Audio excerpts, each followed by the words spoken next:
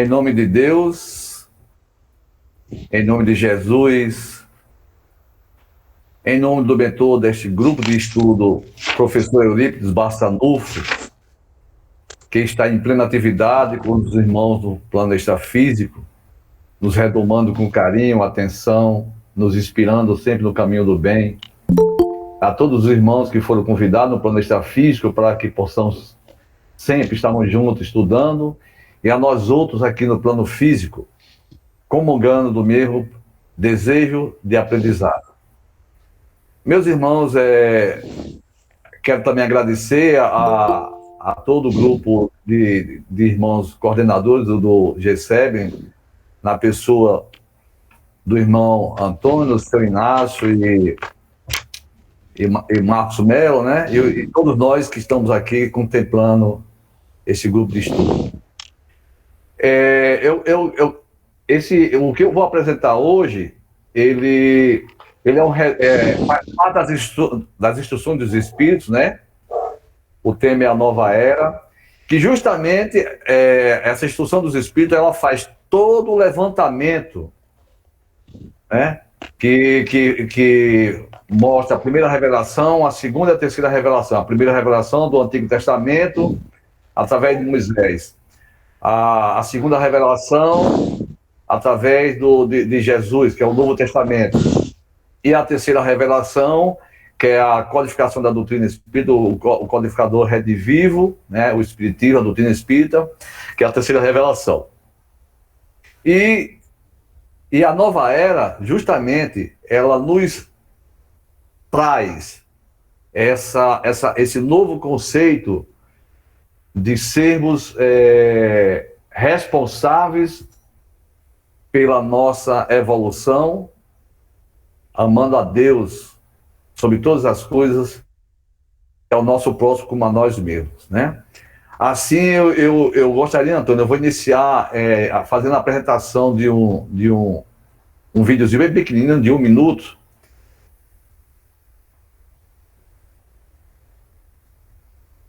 para todos nós refletirmos.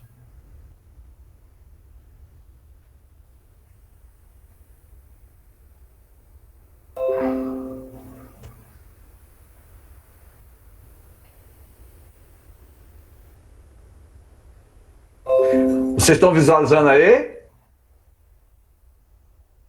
Estamos sim, João. Eu vou aumentar aqui.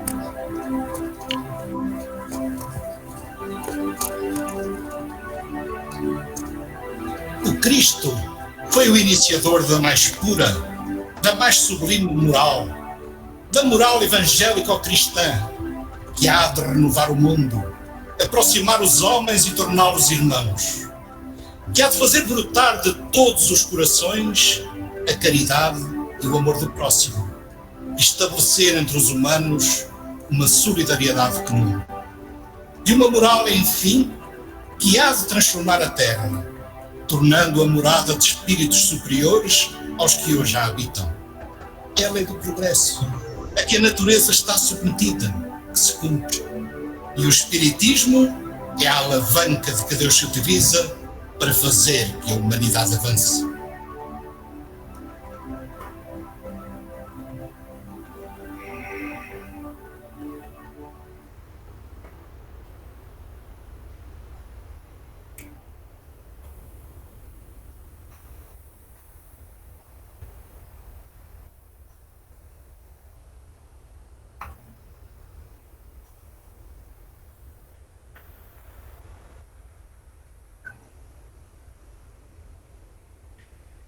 Meus irmãos, vemos que através desse pequeno filmezinho, como é importante termos a consciência da presença do Cristo em nossas vidas. E para isso eu os convido a todos para uma viagem no tempo, né? Porque para chegarmos até que somos hoje, como conhecedores, aprendizes do conhecimento, dos ensinamentos do Mestre, podemos nos expressar assim: nenhuma expressão, né, fornece imagem mais justa do poder daquele a quem todos nós aqui, espíritos da terra, rendemos o culto à presença do Mestre Jesus, quando João, em seu evangelho, diz: no princípio era o Verbo, e o Verbo estava com Deus, e o Verbo era Deus. Com isso, João, ele nos fortalece desde a formação do nosso planeta, quando Jesus se reuniu na espiritualidade com todos os espíritos superiores para a formação do nosso planeta, conforme está dito lá na Gênesis, né? E ele, ao nos prepararmos ao preparar o nosso planeta Terra a ser habitado pela presença humana, mesmo em tempos remotos, quando os homens fisicamente, né, pouco se assemelhavam aos antigos primatas, porque dentro da evolução é dito na história da humanidade a forma de como nós espíritos nos adentramos nesse plano de evolução, né? Naquela época, as manifestações de religiosidade desses povos mais antigos dos tempos remotos eram mais bizarras. Até que transcorridos os anos, dentro dos séculos, vieram entre as populações os primeiros organizadores do pensamento religioso, que, de acordo com a mentalidade geral, não conseguiram escapar das concepções de ferocidade, né, que caracterizavam aqueles seres egressos ainda do egoísmo animalesco, da irracionalidade. É tanto que até Moisés vivenciou isso, né?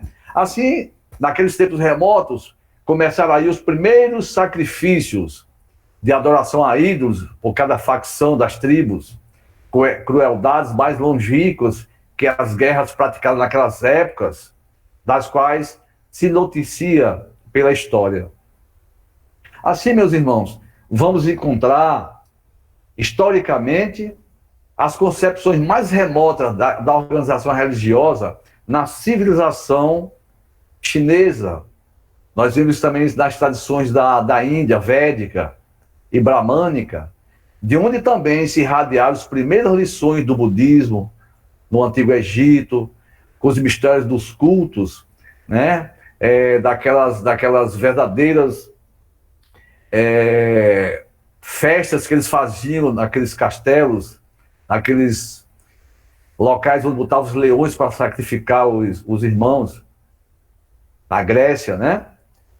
Assim ainda, cultuando a civilização dos faraós,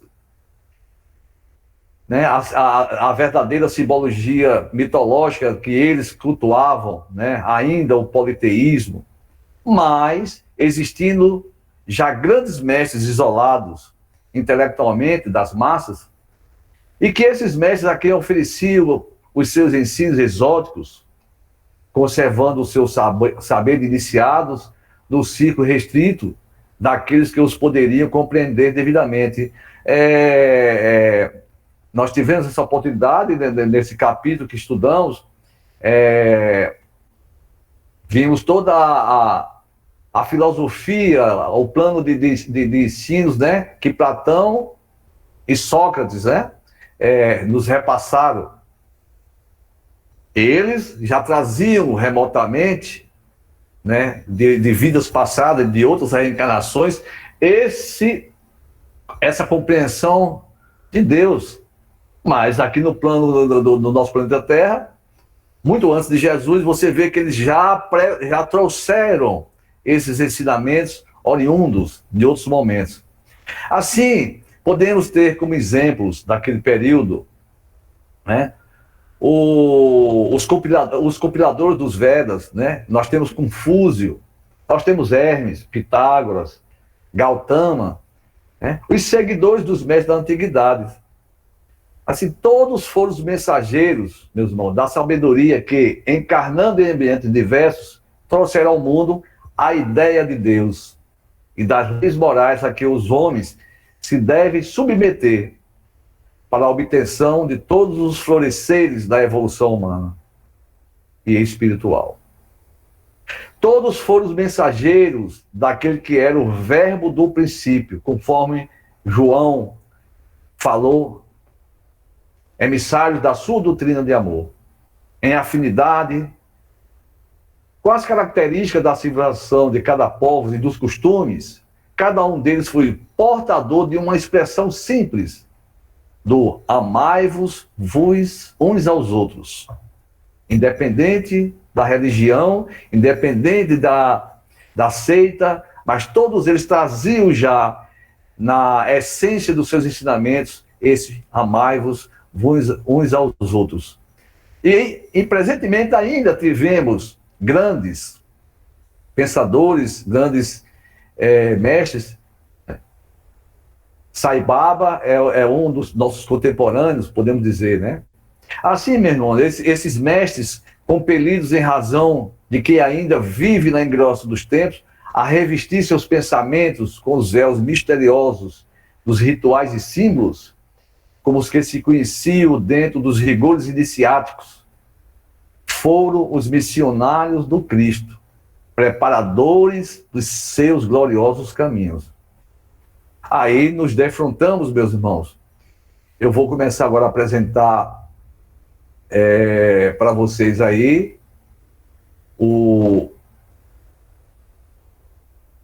Deixa eu ver aqui.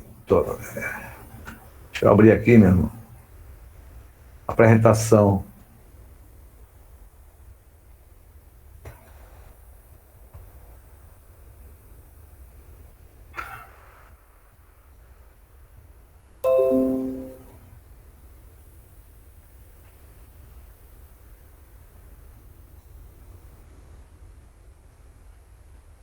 Vocês estão vendo, meus irmãos? Sim, João, estamos vendo. Ok. Assim, vamos em função dessa introdução que eu passei para vocês, para a gente começar a chegar até Moisés, que está na primeira revelação. Moisés, meus irmãos, abriu o caminho. Jesus continuou a obra. E o Espiritismo a concluirá. Assim, na essência do que hoje nos é repassado e que aprendemos, o Espiritismo, caminhando com o progresso, não será jamais ultrapassado. Porque, se novas descobertas lhe demonstrarem que estava no erro sobre um ponto, modificar-se-á sobre esse ponto. Se uma nova verdade se revela, ele a aceita. Allan Kardec pontua esse pensamento na Gênese.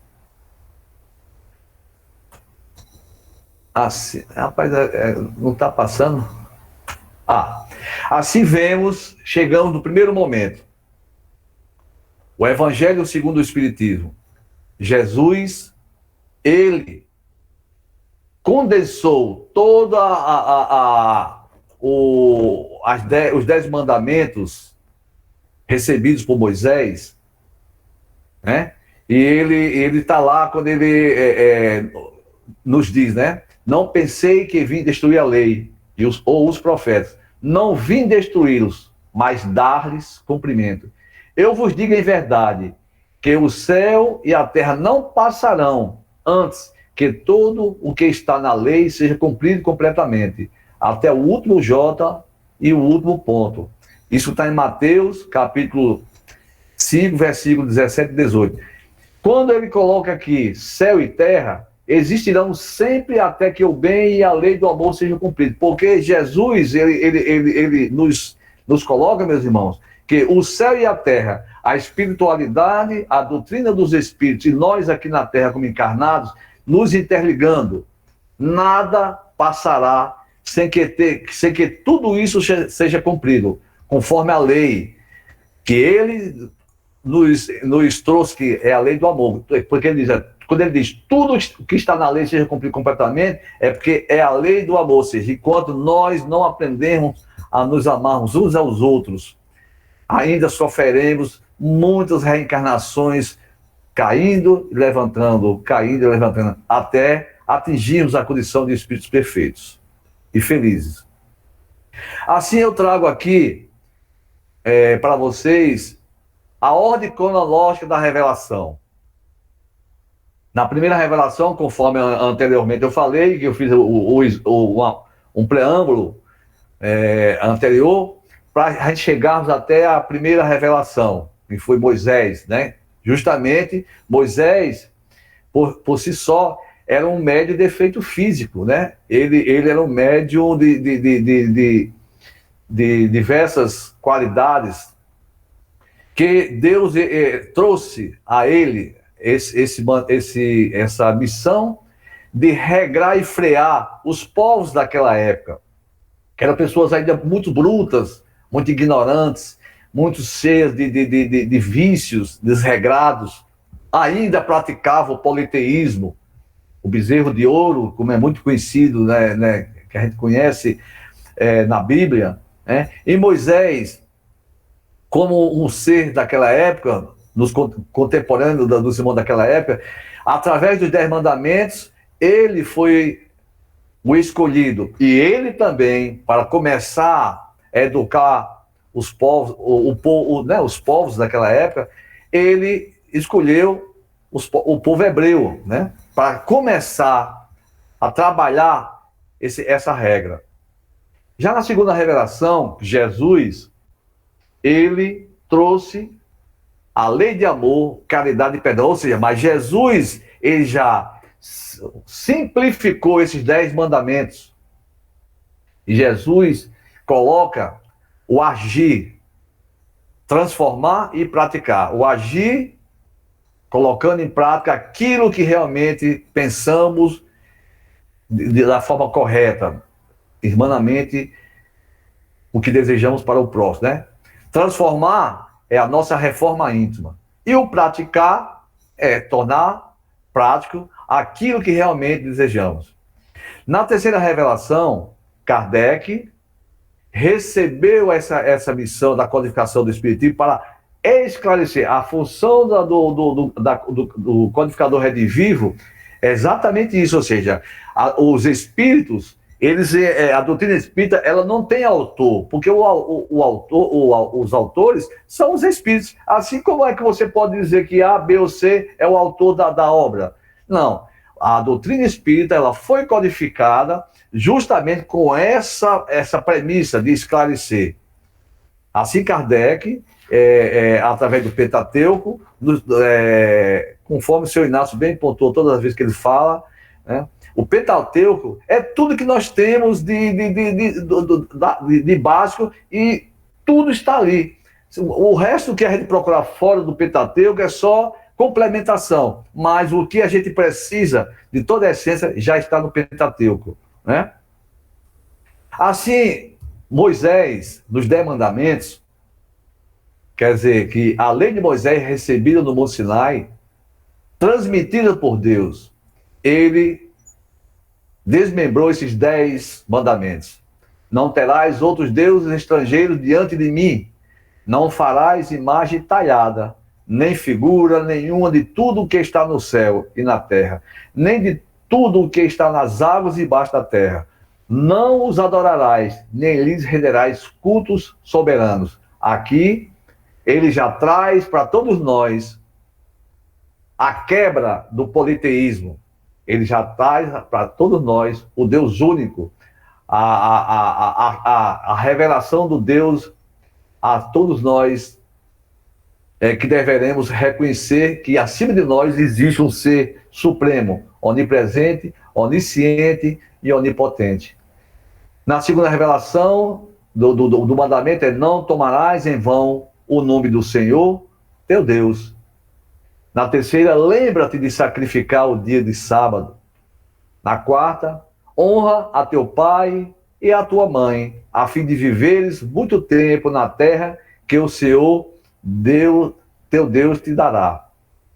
Não matarás, não cometerás adultério, não roubarás, não prestarás falso testemunho contra o teu próximo, não desejarás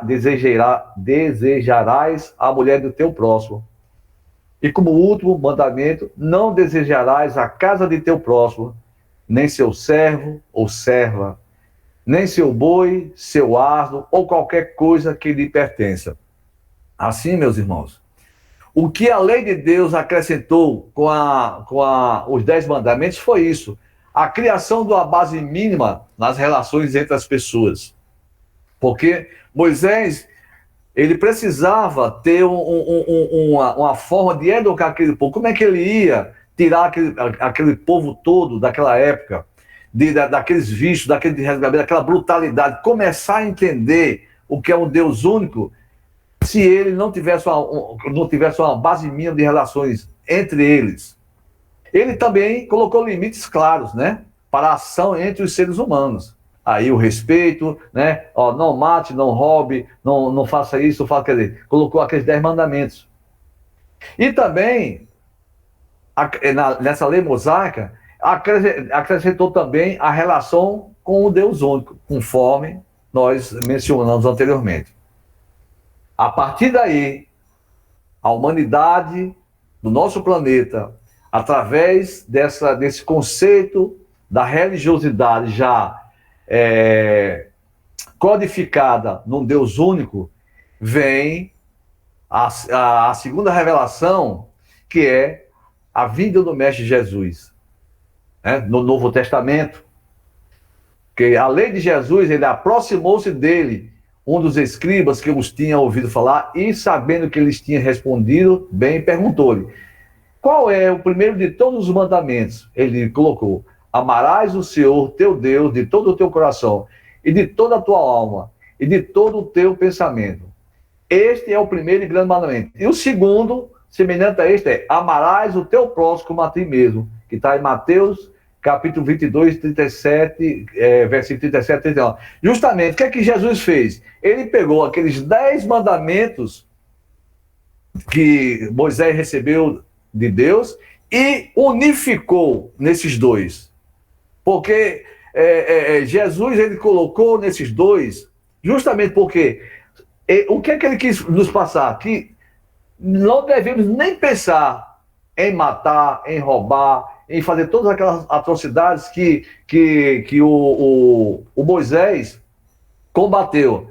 Porque se nós, meus irmãos, praticarmos esses dois ensinamentos que Jesus nos passou, porque ele veio justamente colocar a lei do amor, a gente estaria em sintonia e em harmonia com Deus.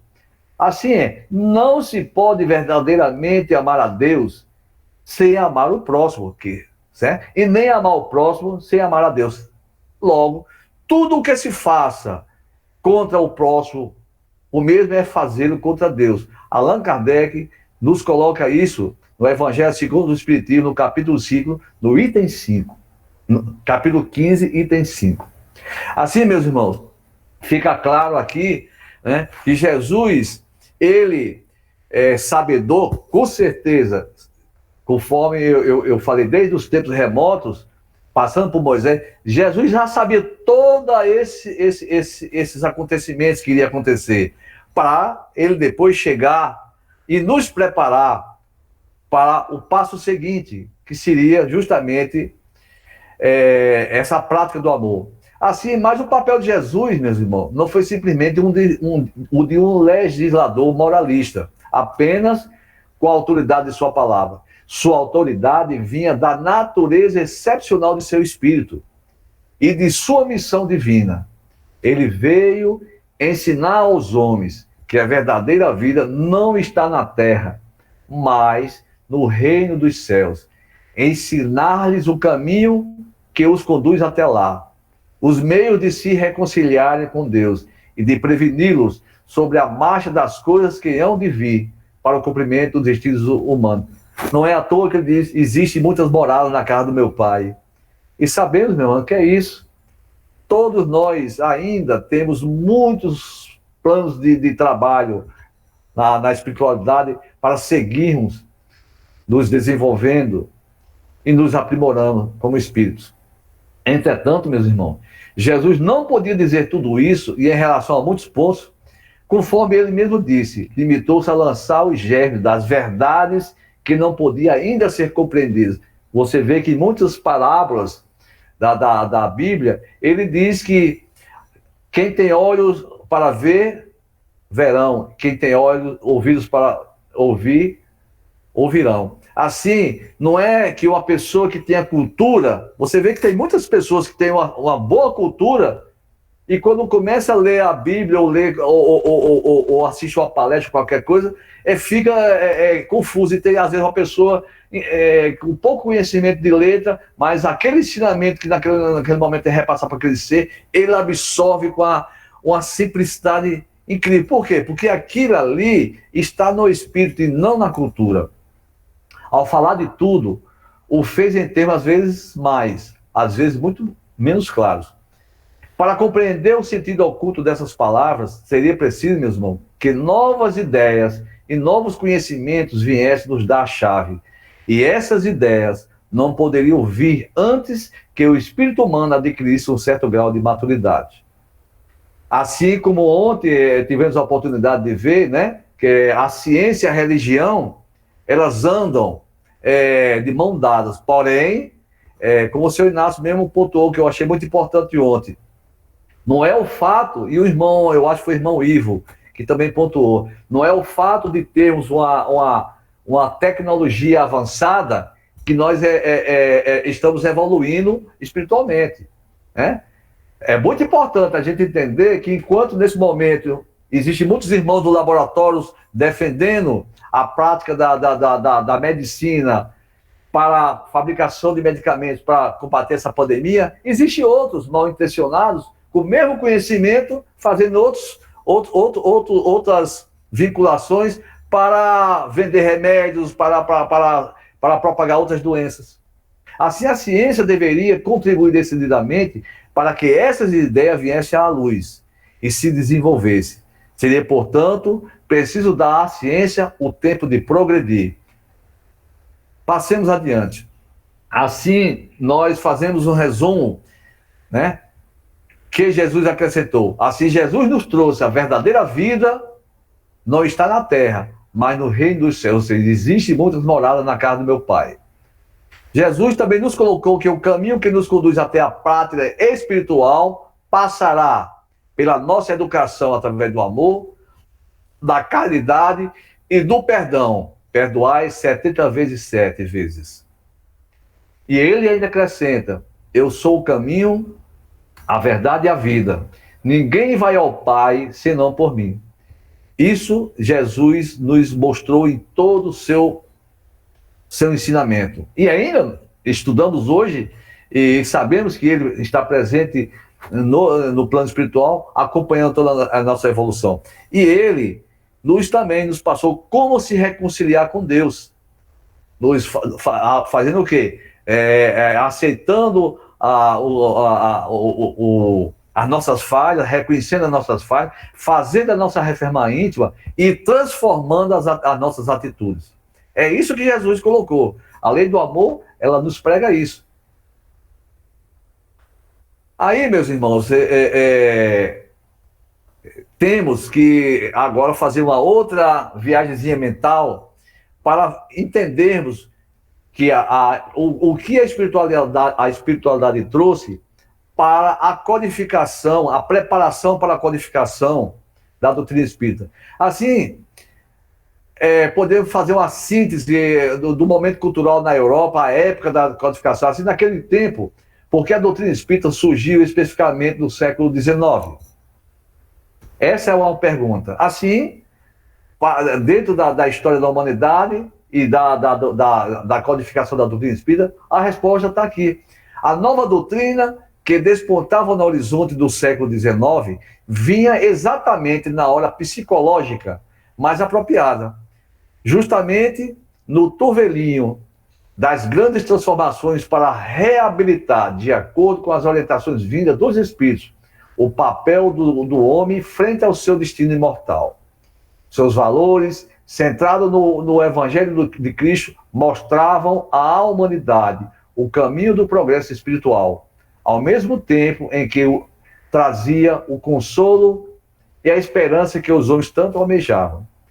Isso, meu irmão, é o que realmente foi necessário, porque a espiritualidade, para trazer o Consolador redivivo, ele viu que naquele momento em que todas as nações, ainda hoje vivenciamos isso, mas na época da codificação da doutrina espírita, foi necessário enxergar o momento certo de começar a trazer até nós essa ligação mais próxima nossa com a espiritualidade. Começou inicialmente pelos fenômenos mais grosseiros, né?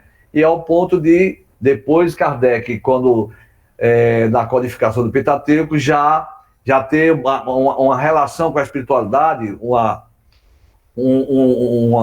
comunicação mais estreita, mais esclarecedora. Assim, como segundo ponto, quais as contribuições da ciência à época da codificação?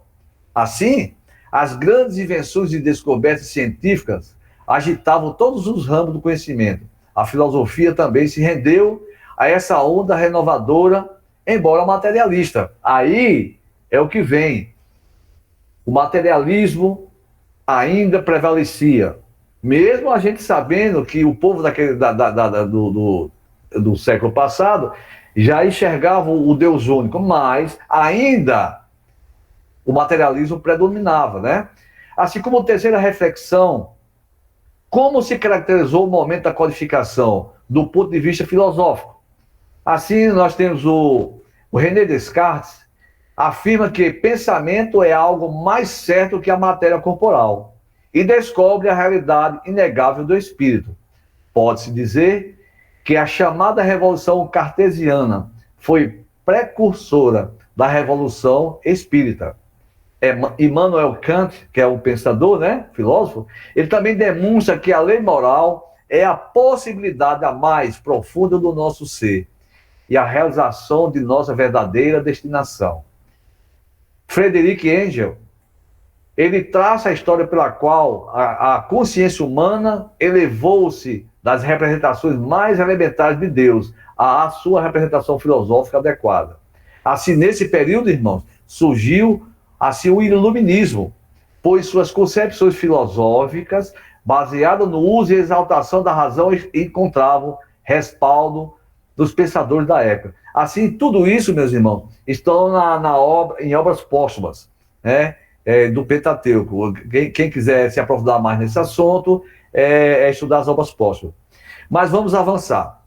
Assim, Kardec, na codificação do Espiritismo, ele pontuou alguns requisitos que aqui nós vamos refletir. Assim, o Espiritismo é a nova ciência que vem revelar aos homens, por meio de provas irrecusáveis da presença dos Espíritos junto de nós, a existência e a natureza do mundo espiritual e suas relações com o mundo físico.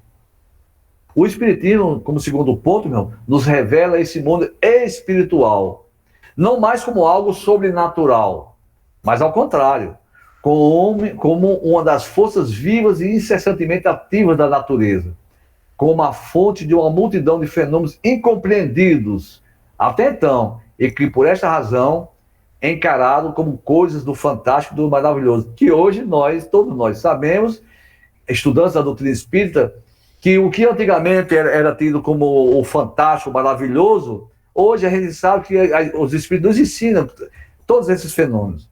E o espiritismo também, meu irmão, como terceiro ponto, não foi personificado em nenhum indivíduo, pois ele é o produto do ensinamento dado, não por um homem, mas pelos Espíritos, que são as vozes do céu, em todos os pontos da terra, servindo-se para isso de uma multidão incontável de médios. É isso que realmente nos traz essa nova era, essa possibilidade de nos congratularmos em sociedade, vivenciando, independente da crença, da religião, né, da classe social, essa presença espiritual nossa, do plano físico, com o plano extrafísico.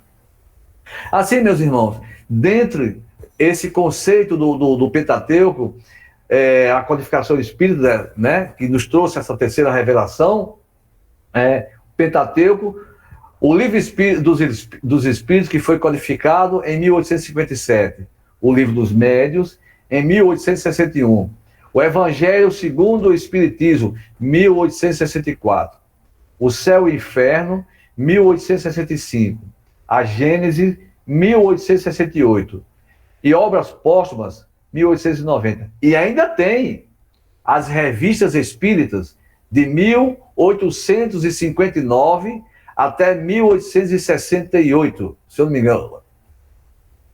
Assim, meus irmãos, dentro dessa nova era, a doutrina espírita nos trouxe 5 pilares fundamentais. Ela ensina à humanidade toda essa nova era, toda essa reestruturação da nossa vivência, do plano físico, plano extrafísico, pautar nesses 5 pilares. Primeiro, a existência de Deus, né, que existe um Deus único, onipresente, onipotente, onisciente. A imortalidade da alma, porque Jesus mesmo diz, né, que existem muitas moradas na casa do meu Pai. A pluralidade das existências, porque justamente se eu sou imortal, existem muitas casas na casa do meu existem muitas casas na casa do meu Pai, assim a pluralidade das existências, as reencarnações me dá a oportunidade de evoluir continuamente ao longo do tempo, infinitamente. A pluralidade dos mundos, conforme Jesus mesmo nos colocou, e a comunicabilidade dos espíritos. Assim, esse momento que estamos aqui conversando, no plano extrafísico, existem muitos irmãos que estão acompanhando isso que nós estamos estudando, e no momento oportuno, sempre eles estão a nos espelhar com seus conselhos, com suas orientações, né? Assim, meus irmãos, fazendo um fechamento daquilo que nós vimos até agora, a personificação das 3 revelações, né? A primeira revelação, o Antigo Testamento, por Moisés. A segunda revelação, o Novo Testamento, através do Cristo. E a terceira revelação, a doutrina espírita. Assim, o conjunto dos seres do mundo espiritual, que é